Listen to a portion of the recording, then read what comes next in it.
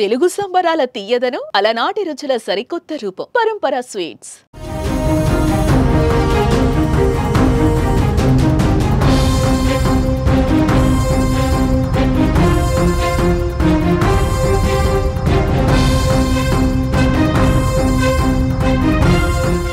Big breaking news చూస్తున్నాం. తిరుపతి జిల్లాలో పరువు హత్య దుమారం రేపుతున్న సమయంలోనే ఏపీలో మరో పరువు హత్య అంటూ వార్తలు కలకలం రేపుతున్నాయి. చిత్తూరు జిల్లాలో ప్రేమించి పెళ్లి చేసుకున్న యువతి భర్త నుంచి పుట్టింటికి వెళ్ళగా అనుమానాస్పద స్థితిలో మృతి చెందడం చర్చనీయాంశమైంది. ఆమె కుటుంబ సభ్యులే నమ్మించి పిలిపించి చంపేశారని భర్త ఆరోపించడం సంచలనం సృష్టిస్తోంది.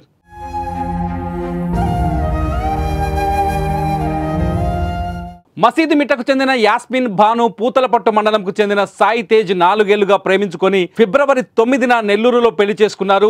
ఆ తర్వాత తమకు రక్షణ కావాలంటూ ఫిబ్రవరి 13న తిరుపతి ముత్యాలరెడ్డిపల్లి పోలీస్ స్టేషన్ ఆశ్రయించారు. దీంతో యాస్మిన్ భాను తల్లిదండ్రులను పిలిపించి కౌన్సిలింగ్ ఇచ్చి పంపించారు. తర్వాత ఆమె పుట్టింటికి వెళ్లిపోయినా ఫోన్లో కుటుంబ సభ్యులతో మాట్లాడుతూనే వస్తోంది. ఈ క్రమంలోనే తన తండ్రికి ఆరోగ్యం సరిగ్గా లేదని ఇంటికి పంపించాలని సాయి తేజ్ను కోరారు. దీంతో ఆదివారం ఉదయం 11 గంటలకు యాస్మిన్ భానును కారులో చిత్తూరుకు తీసుకొచ్చాడు భర్త సాయి తేజ్. అక్కడి నుంచి ఆమె సోదరుడు యాస్మిన్ భానును కారులో తీసుకెళ్లాడు. ఈ క్రమంలోనే తన ఇంట్లో యాస్మిన్ భాను చనిపోవడంతో మిస్టరీగా మారింది మొత్తం ఉదంతం. తన భార్యను కుటుంబ సభ్యులే చంపేశారని సాయి తేజ్ ఆరోపిస్తున్నాడు.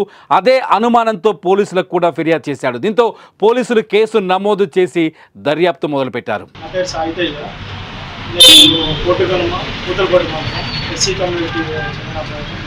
అమ్మాయి పేరు వచ్చి షేక్ యాస్మిన్ భాను.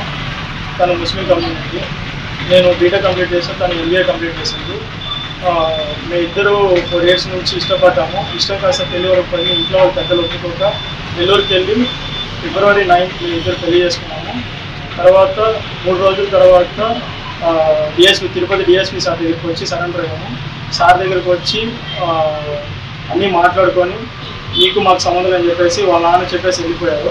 దాన్ని 2వ రోజే మళ్ళీ వాళ్ళ అమ్మ, వాళ్ళ అక్క, వాళ్ళ అన్న వాళ్ళందరూ ఇంటికి వచ్చి అయ్యింది అయిపోయిందని చెప్పేసి మళ్ళీ ఇంటికి వచ్చి మాట్లాడారు.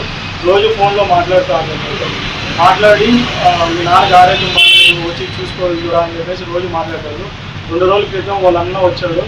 ఒక 2 గంటల సేపు కూర్చొని తీసుకోపోతాను చెప్పేసి ఫోర్స్ చేసి మాట్లాడితే నేను పంపించాను చెప్పేసి చెప్పాను. ఒకవేళ అలా ఉంటే నేను వచ్చి తీసుకువచ్చి నేను చూపించుకొని వస్తాను చెప్పేసి చిత్తూరుకి వచ్చాను. మార్నింగ్ ఒక 11:30కి వచ్చాను. 11:30కి వచ్చి బీసీఆర్ సర్కిల్ దగ్గర ఆ అమ్మాయిని వాళ్ళ అన్న కారులో పంపించి నేను వెళ్ళాను. ఒక అరగంట తర్వాత వాళ్ళ అన్న ఫోను, వాళ్ళ నాన్న ఫోను అందరూ స్విచ్ ఆఫ్ వచ్చింది. రాగానే వాళ్ళ ఇంటికి వెళ్ళాను. వాళ్ళ ఇంటికి వెళ్ళేసి అడగగానే వాళ్ళ అక్క వచ్చి గవర్నమెంట్ హాస్పిటల్లో ఉంది, వెళ్ళి చూసుకోకపోని చెప్పేసి చెప్పారు. మేము అప్పటికప్పుడు గవర్నమెంట్ హాస్పిటల్కి వెళ్ళగానే అక్కడ ఎవరు లేరు. ఎవరో మార్నింగ్ హ్యాంగింగ్ కేసు వచ్చి వెళ్ళిపోయారని చెప్పి చెప్పారు. తర్వాత మళ్ళీ వాళ్ళ ఇంట్లో వాళ్ళకి కాల్ చేసి వాళ్ళు సరిగ్గా రెస్పాండ్ అవ్వలేదు. మళ్ళీ ఏదో చులకనగా మాట్లాడారు. వెళ్ళి మార్చిలో పడింది, వెళ్ళి చూసుకొని చేసుకున్నారు. మళ్ళీ ఆ తర్వాత మార్చి దగ్గరికి వెళ్ళేసరికి ఆ అమ్మాయి ఫోటో చూపించేసరికి ఆ అమ్మాయి మార్నింగ్ చనిపోయింది, మార్చిలో ఉండాలని చెప్పి చెప్పారు. దాని తర్వాత ఇంకో మాది డిఎస్పీ సార్ దగ్గర మాట్లాడాను కాబట్టి డిఎస్పీ సార్ దగ్గరికి వెళ్ళగానే చిత్తూరు సిఐ గారు, ఎస్ఐ గారు వీళ్ళంతా ఫోన్ చేసి మాట్లాడారు. నాకు వచ్చి మాట్లాడండి ఏమైందని చెప్పమని